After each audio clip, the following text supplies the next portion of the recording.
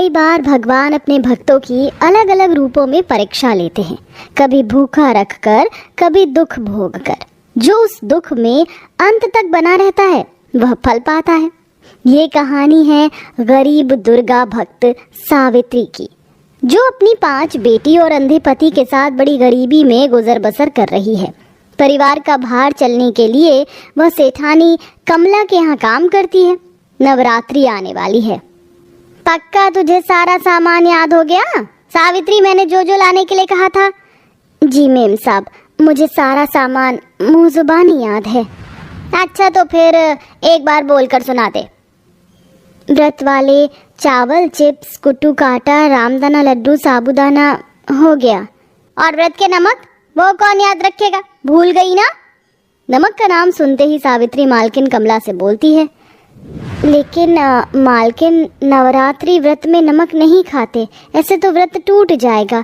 माँ वैष्णवी की दया से आपके घर में सब कुछ भरपूर से भरा है। ऐसी मान्यता है कि अगर फल फलाहार पर 9 दिनों की नवरात्रि व्रत किया जाए तो माँ दुर्गा उसका बहुत बड़ा प्रतिफल देती हैं और उस घर परिवार में धन धान्य की कभी कोई घटी कमी नहीं होती। सावित्री की बात को सुनकर कमला उसका अपमान करते हुए बोलती है, तू रहने दे, माँ दुर्गा को प्रसन्न कैसे करते हैं तू मुझे मत सिखा। इतने नियम से अगर तू नवरात्रि व्रत करती है तो फिर क्यों इतनी गरीब है और क्यों तेरे घर में भुखमरी छाई हुई है? माता रानी झूठ ना बुलवाए, मगर मेरी बदौलत तेरे घर का चूल्हा जलता है, वरना तू और तेरी 5 बेटियां किसी सिग्नल पर कटोरा लेकर भीख मांग रही होती। कमला की बातें किसी कटार की तरह उस गरीब माँ के दिलो जिगर को छल्ली छल्ली कर देती हैं। कमला बहुत ही धनवान महिला थी, इसलिए उसे अपने धन पर बहुत अहंकार और घमंड था। वह अक्सर इसी तरह ताने देकर सावित्री का दुख बढ़ाती है। शाम को, मालकिन मैंने सारा काम खत्म कर दिया, अब मैं घर चलती हूँ। जय माता रानी की। अरे ठहर जरा, ये खिचड़ी ले जा, रास्ते में किसी गाय को डाल देना। कल रोहन ने जिद करके बनवाई थी, इतना सारा घी भी वेस्ट करवा दिया और 1-2 चम्मच ही खाया था। और सुन, कल माता रानी की स्थापना करवानी है तो 56 भोग बनाना होगा, टाइम से आ जाइयो। जी मालकिन, आ जाऊंगी। खिचड़ी लेकर सावित्री अपने घर के रास्ते चलने लगी। तभी अपनी 5 भूखी बेटियों के लिए वह लाचार होकर लालच से खिचड़ी घर ले आती है, जहां दुर्गा, संतोषी, लक्ष्मी, गौरी, अंबिका सवेरे से अब तलक भी भूखी बैठी थी। तभी सबसे छोटी 5 साल की लक्ष्मी चारों बहनों से खुशी के मिजाज से बोली, संतोषी दीदी, अंबिका दीदी, गौरी दीदी, दुर्गा दीदी, देखो देखो माँ हमारे लिए खाना लेकर आ गई। माँ तुम क्या लाई हो? मालकिन ने तुम 5 के लिए घी वाली खिचड़ी दी है बिटिया। यह सुनकर बच्चियों के भूखे मुरझाए चेहरे खुशी से खिल उठे और दूसरी बेटी संतोषी ने कहा, माँ जल्दी से हमको खिचड़ी परोस कर दो ना, बहुत भूख लगी है। सावित्री ने उस खिचड़ी को 5 में बराबर बांट दिया, लेकिन जैसे 5 ने पहला कौर खाया तो अंबिका ने बाहर जाकर खिचड़ी उगल दिया। क्या हुआ अंबिका बेटी, तेरी तबीयत तो ठीक है? ला सर दिखा, बुखार तो नहीं? चिड़चिड़े मिजाज से संतोषी ने कहा, माँ ये तुम कैसी खिचड़ी लाई हो? ये तो कब की खराब हो गई है। खराब हो गई है? ऐसे कैसे खराब हो गई है? माँ अंबिका सच बोल रही, खिचड़ी में खटास आ गई, स्वाद में बिल्कुल अच्छा नहीं लग रहा है। अच्छा तो फिर लाओ दो, ये खिचड़ी मत खाओ। सावित्री जैसे थालियां बटोरने लगी तभी लक्ष्मी हबड़ हबड़ खाते हुए रोकर कहने लगी, माँ मेरी थाली मत लो, मुझको बहुत जोर की भूख लगी है, मुझे खिचड़ी खाने दो माँ, मुझे बदबू नहीं आ रही है। लाचारी भरा ये मंजर देखकर उस गरीब दुर्गा भक्त दुखियारी माँ का दिल रो पड़ा। वो सारी रात चौखट पर बैठी रोती रही। तभी अंधा पति श्रवण उसके पास आया। सावित्री, सब ठीक हो जाएगा, धीरज रखो।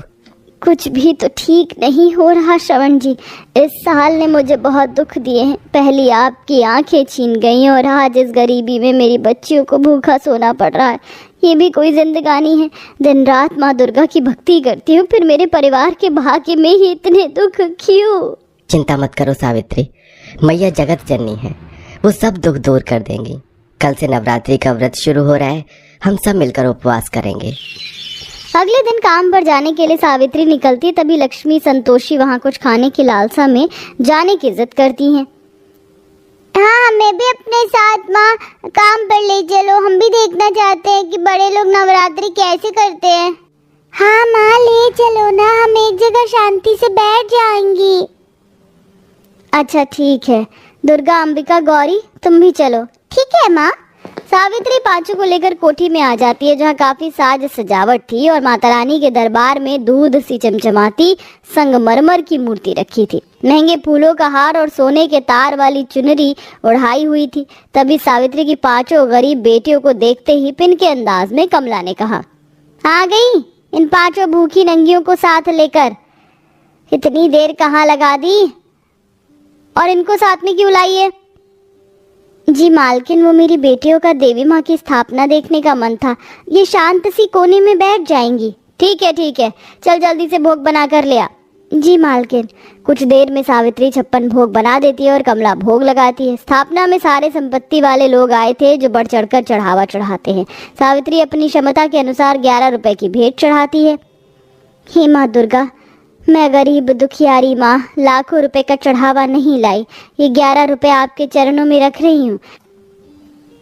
सबके बीच में कमला ने उसका बहुत उपहास उड़ाया। जितनी गरीब उतना ही छोटा दिल, चढ़ाया भी तो 11 रुपए। मालकिन, जिसकी जितनी क्षमता होती है उतना ही चढ़ाएगा, और वैसे भी माता रानी चढ़ावे की नहीं भक्ति की भूखी हैं। कमला पिनक गई। उसने सबको प्रसाद दिया। वहीं पांचों भूखी बच्चियां उसके पीछे पीछे हाथ फैलाकर प्रसाद मांगने लगी। आंटी आंटी, आपने हमको प्रसाद नहीं दिया। आंटी आंटी, हमको भी प्रसाद दो। कंजूसी के दिल से कमला ने दुत्कार कर कहा, क्या है, क्यों भूखी नंगों की तरह मेरे पीछे पीछे लगी हो? प्रसाद खत्म हो गया।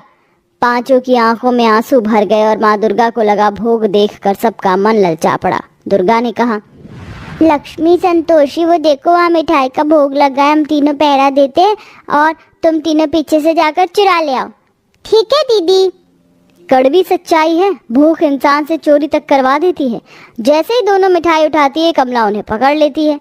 चोरनी कहीं की, माता रानी का भोग चुरा कर भाग रही थी, भिखारन। कमला ने सरेआम दोनों को बहुत मारा और सावित्री को काम से भी निकाल दिया। दफा हो जा अपनी चोरनी भुक्कड़ बेटियों को लेकर, आज के बाद अपनी सूरत मत दिखाना। छोटी सी भूल के बदले सावित्री का काम छिन गया और अन्न के एक एक दाने के लाले पड़ गए। जहां भक्तगण उपवास में लड्डू, फल, जूस इत्यादि खाते पीते हुए नवरात्रि व्रत कर रहे थे, वहीं गरीब माँ और उसकी भूखी बेटियां पानी के सहारे कड़ी कठिनाइयों में व्रत गुजार रही थी। ऐसे ही सप्तमी आ गई और अंबिका, लक्ष्मी, संतोषी तीनों भूख से बेहोश हो गई।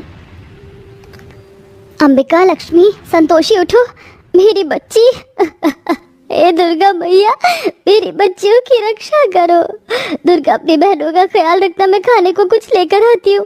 सावित्री द्वार द्वार जाकर झोली फैलाकर खाना मांगती है। शोभा बहन, वो कुछ खाने को दे दो, मेरी बच्चियां बहुत भूखी, वो बेहोश हो गई है। माता रानी तुम्हारा भला करेगी।